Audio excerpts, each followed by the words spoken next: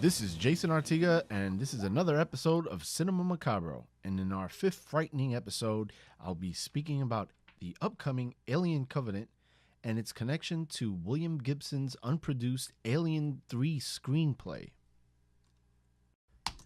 When I first saw the full trailer to Alien Covenant, there's something in the trailer that I had this connection with. There's a scene where I think it's Billy Crudup's character. He steps on a fungi and a spore gets released and either goes into his ear or another character's ear. Later on in that same trailer, you see your typical chest burster erupting from the back of one of the characters. That made me think of William Gibson's unproduced Alien 3 script, which I read back in 1997. Now, I was in college and I discovered this wonderful website at the time called Drew's Scriptorama, which had a lot of unproduced scripts or upcoming scripts to films. Upon reading this, I was amazed by this unproduced screenplay. It was on a Microsoft Word format, and being that I worked at a college, I had access and the privilege to print pages up to like 90 pages and up. And I read it, and I was amazed. It was a damn good screenplay. Watching the Alien trailer, there were elements of Alien 3, some of the ideas of Alien 3 that made its way into the trailer, mainly the spores. And this is in the Alien 3 unproduced script. There was a lot of changes to the xenomorph biology.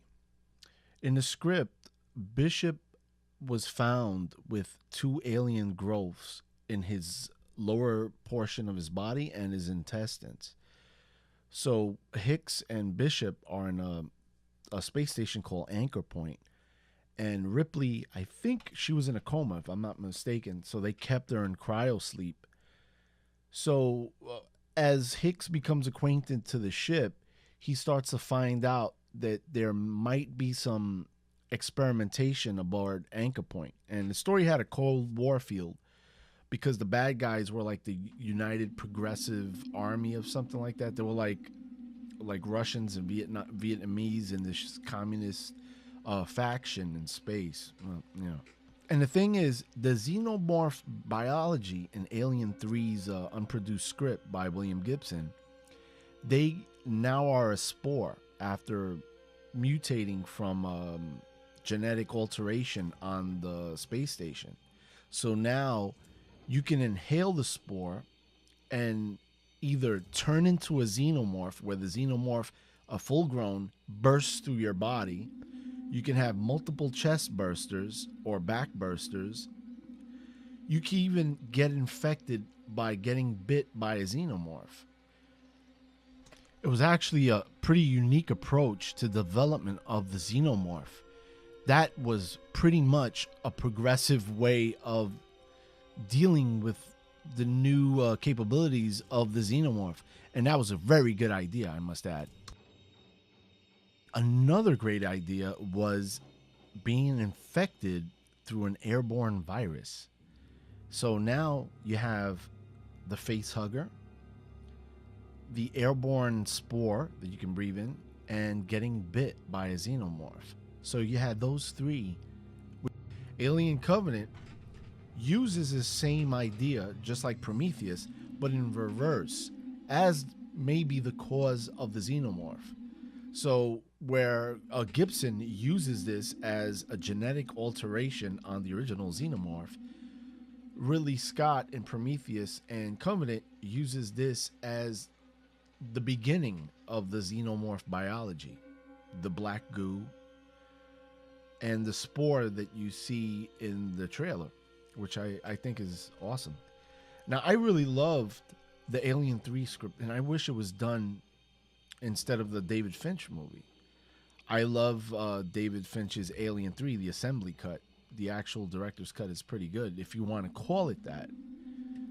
But it's just, when you read the William Gibson script, and this is the author of the Neuromancer. This is the father of cyberpunk. I mean, come on, man. The guy has more than credibility as a writer. but his advances to the xenomorph biology is just absolutely amazing and should have progressed in a series, you know, and not having Ripley throughout the movie. I guess the studios didn't want to take that risk. What I liked about it is you had more mutated xenomorphs. Now they can bite you. Now they can infect you by biting you. You had two queens in the story, one a mutant, a mutated queen, and the bad guys, which were the scientists, and you had colonial marines. And this is all taking place in a space station. And there's another thing that I would like to bring up about the Alien 3 unproduced script. It's pretty much owned by 20th Century Fox because it was, you know, I think they hired William Gibson based on no option or anything, just to write it. And they used those ideas that I just spoke earlier of the alien spore, which is a pretty good idea. It's a pretty good idea because they progress the alien xenomorph biology. Therefore, you can do more alien movies. You know, Alien is canon now, and there's an alien universe. And Ridley Scott, I think, had a distaste for the Marvel universe, but I think he changed his mind because he wanted to create an alien universe, because Alien is a franchise. It lives in canon in the Dark Horse comic books, which are excellent reads. I mean, if you want to see an alternative alien story, read like the Dark Horse comic books. One of them in particular is Alien's Labyrinth. Now that story was some scary shit, and there's some things in Alien's Labyrinth that are pretty much in Alien Covenant as well. Now I just wanted to bring it up because Alien Covenant is like taking a lot of unused ideas from the franchise that should have been done, but I guess they didn't have the technology to do what they wanted to do during that time.